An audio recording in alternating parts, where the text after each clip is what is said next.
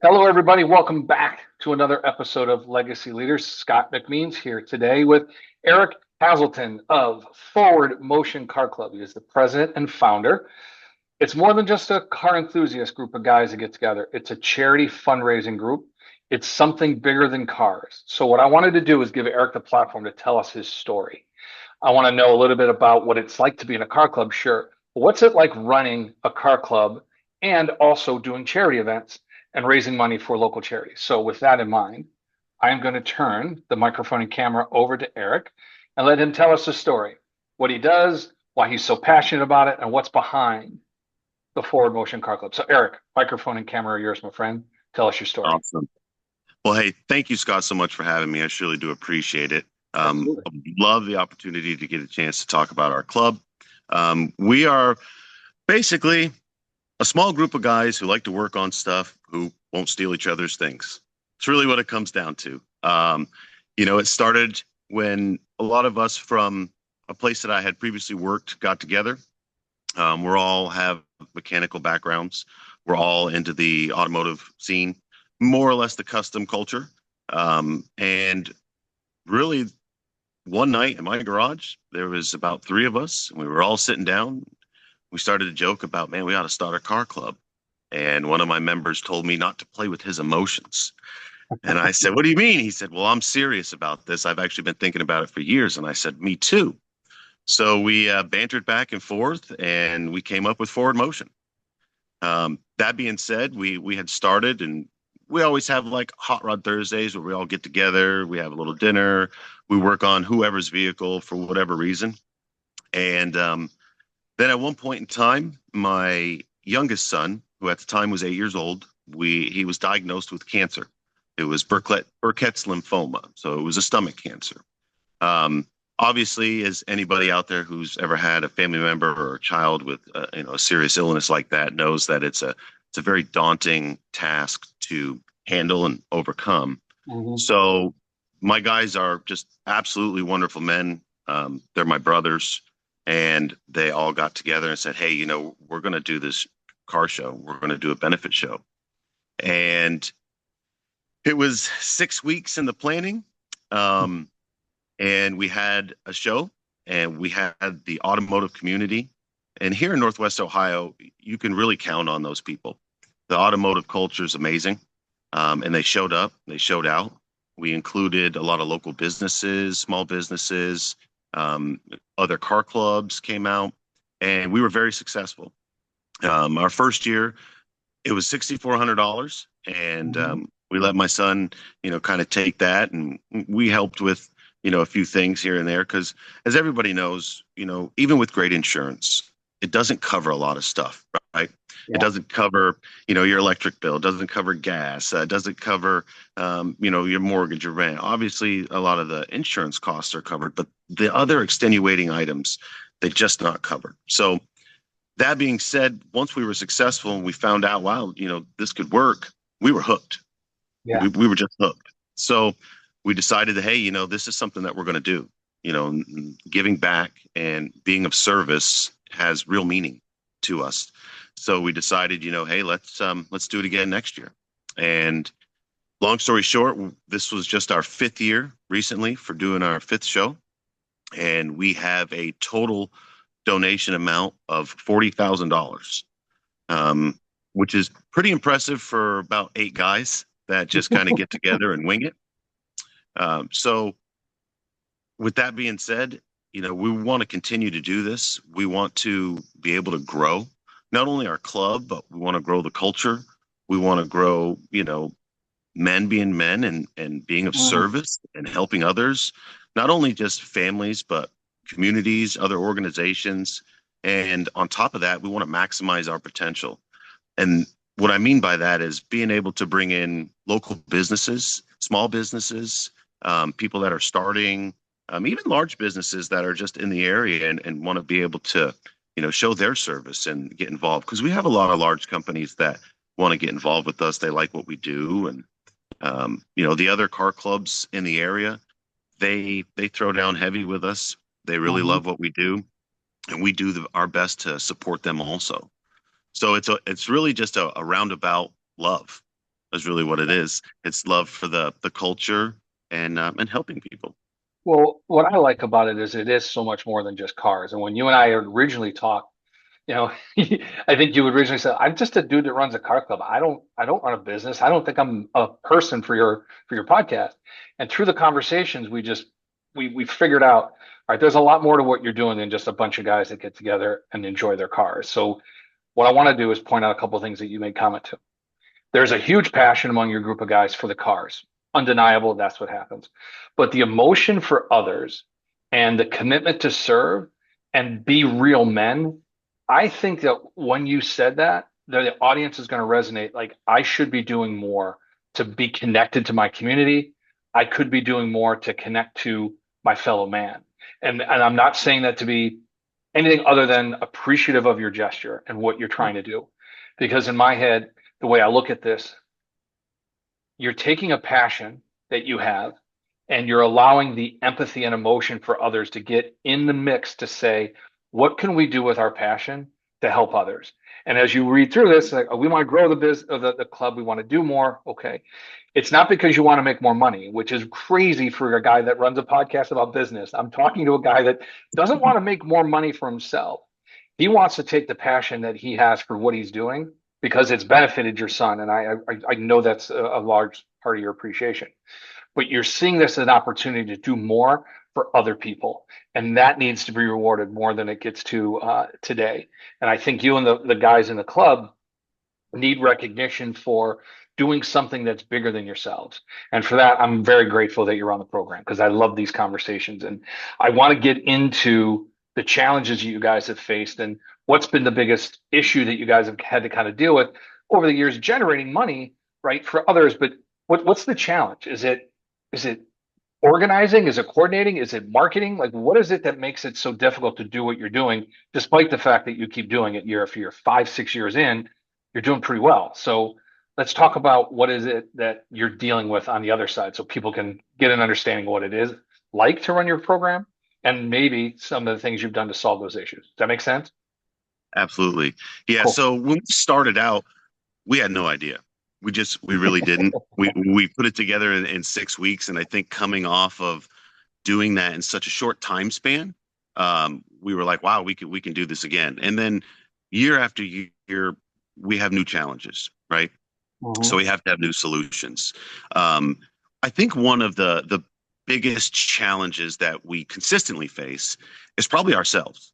And that being said, it's because we have so every person in our club and their families are included in this also. We've got, kids that are a Hmm. part of our, shows. They come and help out, all the family members, wives, all of that. We have large, passionate mindsets, right? So everybody has the idea of this is the best way to do it. So we do a lot of back and forth of challenging each other on, what's the best way to go about this? How is the best way to spend this money? And as I said before, we're not a 501(c)(3), so that's another huge challenge. Hmm. Um, what we do, because we actually take 100% of every single show. There's not a dollar that's put back in. In fact, we've actually put in a lot of money ourselves for the first 3 shows. Now, getting that traction after those first 3 shows, we have other companies, organizations, one of the largest being local VFW, who is a nonprofit 501(c)(3). They help us out tremendously.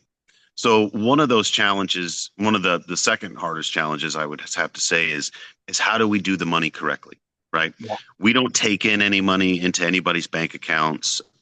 We don't collect any money pocket wise. So what we do is we reach out to local businesses and people in general if they would like to, but mostly local businesses that want to donate, want to be a part of it. What we do is we say, hey, we have this expense for, let's say, a large tent. Would love for you to cover that expense. That way, we don't have to worry about exchanging money, through our hands and worrying about, having this, that, or the other. That way, that company goes out and purchases our tent for us. Or let's say, we do a dunk tank every year. I Ah, get to be in the dunk tank every year. Look at me go. Yeah. And that generates money. We also have, food companies that will come and donate meals, or they'll come that day and set up the food truck, or whatever the case may be. Some companies paint, some companies do, whatever it may be, help us buy our t-shirts and do our printing and things like that. So that was one of the biggest challenges that we really have mhm. had to overcome, and we've really been successful at it, especially this year. This year was our best year so far, and I really just have to say that I'm so proud of all of my guys, because regardless of how big our egos are in the moment or how passionate Mhm. we are, we always come to what's best for the beneficiary who we're benefiting. And that gives us a real pride at the end of the show. Once we're able to sit with the family or the organization, whoever we may be benefiting, we get to sit down with them, talk to them. We get to be very personal with them and explain, our trials, our tribulations, things that we've gone through, and why it means so much to us. Yeah. And we never expose the actual dollar amount that we give to each family, simply for their privacy and what they go through. We will give an overall average number just to let other companies and people know the success that we had. And hopefully other people want to jump in with us and they see that, and we have had some traction with that. But with the two biggest uh, hurdles is each other every year, Yep. and usually financing. And that's why we've talked about having a 501(c)(3 and how that would help us. We usually do, we start out with monthly meetings, and then once it gets closer to the show, we do weekly meetings. We all sit down and have a meal together. We take notes. We have people that each have selected jobs, or they'll say, hey, I can take care of that. And Yeah. it really comes down to achieving our goal one step at a time, just one step at a time. Yeah. What is the next one up to bat? How can we knock it down? Who's going to take care of it? And is it handled? So Cool. that being said, we're always going to face new challenges, and we're always going to have, the bigger we get, the more challenges we have, which I'm ready for. I Yeah. love it. I love a good challenge. I love learning. I'm a huge fan of learning. So I want to learn, the business side of it a little more. I want to be able to expand our club a little more. Right now, we basically just have our core members. We voted in one external member in our 5 years. So we are a pretty tight Wow. knit. Yeah. Yeah, we're a pretty tight knit group. And everything, if everything's, you know, not a unanimous decision, it goes to a vote and There you majority go. wins. And regardless of how anybody feels, that's how we go. That's how we proceed. And I really like that, because it shows the passion and the willingness for all of my guys to say, okay, well, maybe that's not how I wanted to do it, but I'm here for it. And like I said, I just can't give enough credit to all my guys. I really can't. And Sure. Well, there's a overcoming the challenges that we have is great. well. Thank you for that, Eric. There's a number of things I made some notes on here, and I just want to let the audience realize, despite the fact that you're not a business, okay, there are so many business lessons in what we just talked about for the last how many minutes. One, you've identified that the passion, ego, and effort that everybody's putting in is always put aside because of the teamwork necessary to get something done. Because you all follow the same vision and mission for what it is you're doing, and that is to get beneficiaries something that they can use for their situation. So there's a common vision that allows people to be on board and be incredibly good at teamwork. Second, you have found a way to foster relationships outside of the club with partnerships that allow you to give them the avenue and vehicle to help by giving them also the avenue to promote or advertise themselves. So when somebody gives you a tent, they put their logo on it. So when they're seen at the show, everybody wins, right? So you're learning that. Third, there's a tremendous amount of goal orientation going on here between you and the club of what you're trying to do, your vendors and partnerships coming together. There's a tremendous amount of goal orientation, and you always drive yourself with passion and emotion to a certain degree, and you're constantly learning how to be better. if that isn't some of the best business lessons anybody can learn, I don't know what else I could tell somebody, right? You got to find a good group of people that follow your vision and mission to what you want to do and get people that work with you to follow that. Man, you have a really successful business. Think about how many businesses out there, Eric, that are very good at what they do, but they're missing the chance to be great because they don't involve the vision and mission with everybody they work with. And what I mean by that is they work with partners that don't necessarily follow their vision, but they serve a purpose. If they would align themselves with different thought processes and a mindset that aligns to this is what we're trying to achieve, man, they can go a lot faster. So don't worry about the forward motion guys not being quote unquote an LLC or whatever. You are a tight knit group of guys that's running a really successful organization because of the passion that you have, the teamwork, the partnership, everything that goes through it. So I want people to realize it doesn't have to be a business that is efficient and a well oiled machine, no pun intended, for cars, right? But it's Yeah. something that has a lot of merit to it, right? Get the right people in your corner, man, they'll do anything to drive that business forward or that opportunity forward. So thank you for sharing all that stuff with me. I think it's great. When you talk about your collective group, what is it that you would say this is the number one lesson I've learned since I've been doing this? Hmm. The And number one lesson. yeah, it could be Uh, you, it could be one of the guys. Just what's the lesson? all right, I'm going to say this, Yeah. and uh, the number one lesson, and I think that anybody that's wants to be a leader or wants to run anything, um, you're not always right. Mm, You're that, just not always right. And I think to be a good leader, you first have to be a good follower, right? yep. Um, to be able to take advice, to be able to harness your emotions, especially when you were dealing with a lot of passionate, people in Mhm. one setting. I think that's one of the biggest things. Learn to listen, learn to realize you're not always right. There are many different ways of doing things, and sometimes your way is just not the best. As much as I would like to say that my way is the best most of the time, even then, it's not. I actually had the ability way before I had a club, or before we were a club. I had did a excuse me, a car show by myself. It was for a gentleman who employed my roommate when I was in college. He passed away on a motorcycle accident, Oh, and I thought, man, that's tough. He has, you know, three children. He has a wife. What can I do to help? I don't know. What are my talents? Is what do I like? And I learned a lot by doing that first show. At one point in time, I had more trophies than I had vehicles there. Uh, but then again, really kind of relying on the automotive culture, and the guys came through. People had heard about it, and I learned a lot from that show in particular. But then moving forward, the amount of vehicles that we have now, we push about 200 vehicles almost every show. So I wow. think the smallest show that we've had is about 154 vehicles.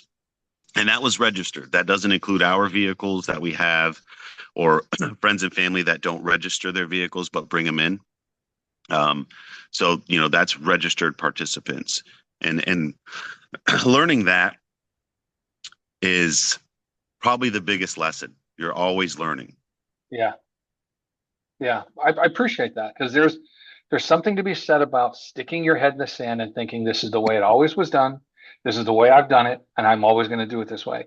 And then there's the way of saying, to your point, I know I'm not always right, but I'm going to surround myself with people that can contribute in a good spirited way to find the Yeah. best way possible. And together we come up with a collective better way. All right, let's try that. And through that, I get a chance to learn how to do it differently. And maybe I can merge what I used to do with what we just did and come up with something better next time. That to me is the key to every business. I've got all these different tools I use. Well, one of them is, seven keys to a winning team. And there's 2 points that I always drive home with this. One is you should allow for risk taking in your business. I'm not saying bet all on black and hope it works, right? What I'm saying is you got somebody that works or somebody that's in the club that says, I think I have a new way to do this. It could be better. Let's try it for 2 weeks. If it works, then we'll keep investigating. If it doesn't, no harm, no foul, right? At least you're promoting risk taking. To me, that's huge. And the last one is number 7, continuous learning. If you're not reading, if you're not watching or listening to podcasts, if you're not picking up new information, you're going to be stagnant. And before you know it, everybody's gone past you like you are a classic car that's sitting on the side of the road.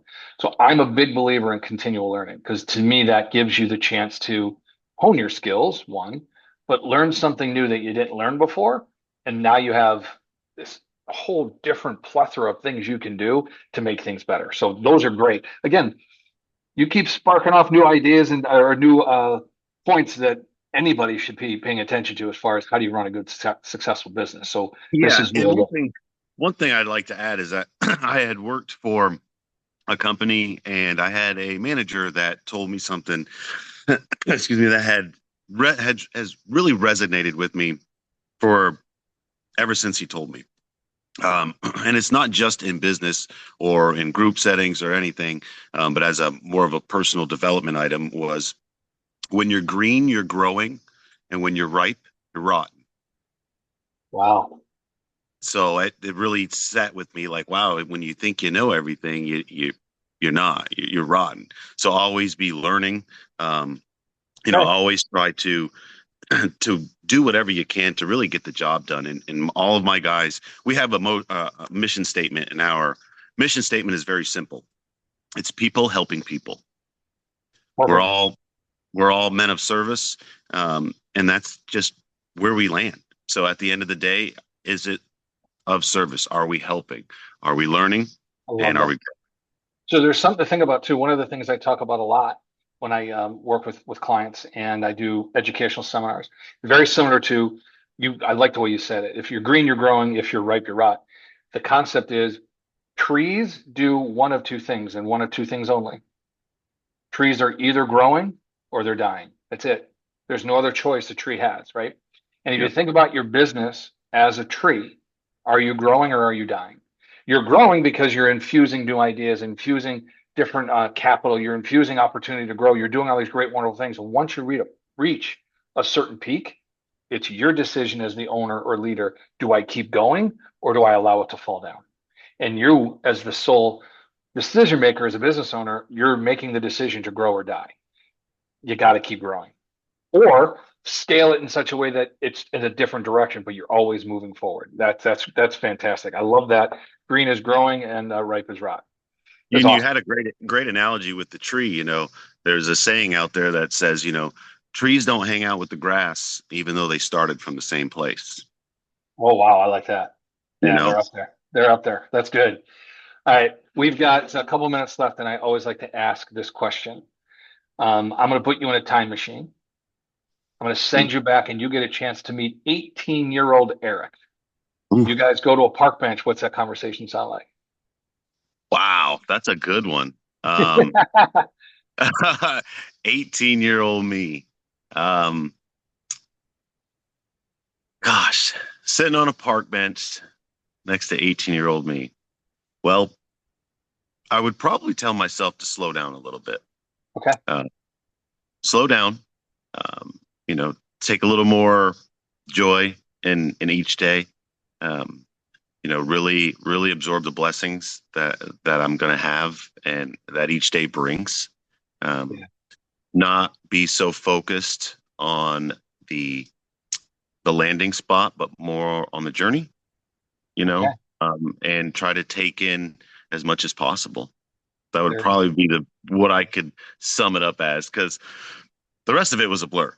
So that would Mhm. have to be about it. Well, I love the idea of okay, let's not focus so much on the landing spot, but let's have a fun ride getting there. Yeah. Let's enjoy it. And ironically, a guy that runs a car club is talking about the journey to get somewhere, right? It's never been the destination. It's always the road trip that got you there. So that is really profound advice. And I appreciate it, Erik. This has been a great conversation. I want to thank you for being on the show with me because I think it makes sense for people to listen to different opinions, different experiences to come up with the same conclusion. Business is not as hard as we want to make it out to be, right? And when you have the passion and emotion to do things for the right reasons, it follows you through and people will come to you. And I think that's what you're showing with the club here. So thank you, man. This is great. Appreciate it. Absolutely. Thank you so much for having me. If everybody gets a chance, check us out. We do have a small following on Facebook and Instagram. I run the pages, so if there's not as much activity, you know, give me a little grace. It'll be Okay. there. It'll be there. All the information to get in touch with Eric and the club will be in the description down below, so you can tag it. You can do whatever you want to. Click, find out the pages. We'll have all that for you. So make sure you get connected. Any last words? Man, love one another, hug your neighbor, and have a good time. Awesome. Thank you, man. I appreciate it. Have a great Thank you weekend. so much, Scott. You too, brother.